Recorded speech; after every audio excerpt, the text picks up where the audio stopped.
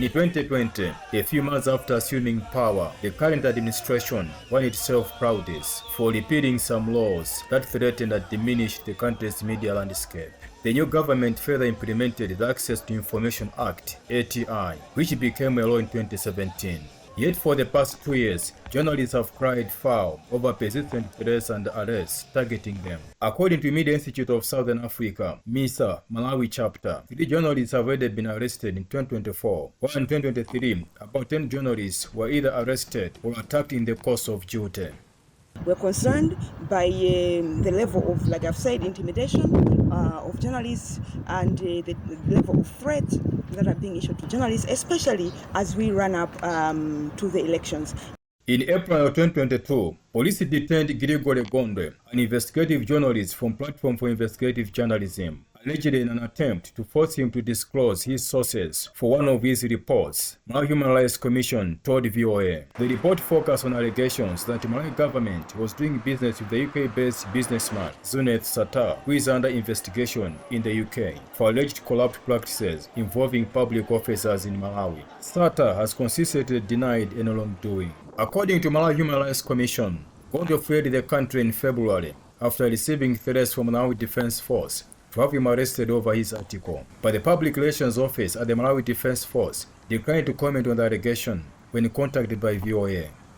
There are also people that would want their interests not to be brought to light. The things that they would want to hide, and journalists are busy digging this up to bolster our democracy. And because of that, we are seeing increasing threats, especially towards investigative journalists. Malawi Human Rights Commission, while acknowledging the strides the current administration has made in repealing some of the laws which negatively impacted on the work of journalists, said the current state of media freedom in the country is a cause for worry as preparations for next year's elections take shape. It's quite concerning. On the other hand, really good that we have laws in place that journalists or citizens can use to exercise their freedoms, freedom of expression, media freedom. But on the other hand, we're also seeing that there's use of the state system or institutions to kind of also limit the same freedoms that we have been given through the laws. While preparations for the September 2025 general elections are gaining momentum, human rights and media bodies in the country feel that the working environment for journalists is very hostile and hinders their ability to better inform the public. Now we're going towards the election. The media is very critical in any election, as you may imagine. Now already we are seeing this kind of trend where journalists somehow are being threatened and their work is not it's not fully guaranteed that they will be safe. The fact that a journalist has to flee the country for his own safety is quite worrying. Media Council of Malawi, the country's regulatory body for professional journalists, observes that the current atmosphere in the country is limiting media practitioners from fully discharging their watchdog role. We are going into an election period. There will definitely have to be a lot to be exposed so that we help people. Malawians should make right choices. But if this continues, it means now they are suppressing the media so that their interests, their agenda can be promoted. And that puts the whole scenario of the governance system of Malawi at risk. Moses Kunkuyu, Malawi's Minister of Information and Digitalization, declined to grant an interview to VOA.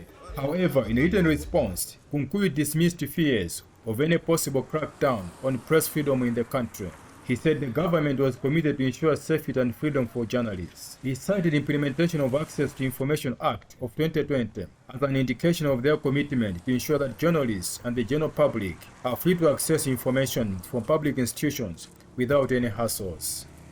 It's supposed to make it easier for us to access information, but that is not the case because the law had expected that the government departments and agencies would proactively disclose information, but that is not the case. Freedom of press is provided for in the country's constitution, but unless public officers who are custodians of information in Malawi's public institutions respect this provision, Malawi Human Rights Commission feels there is a likelihood that cases like those of Gregory Gondwe and and other journalists who are working against all odds to expose corruption and other social ills in the country will rise between now and 2025 when the country goes to the polls. Jamal Prince Jamal, VOA News, Lilongwe.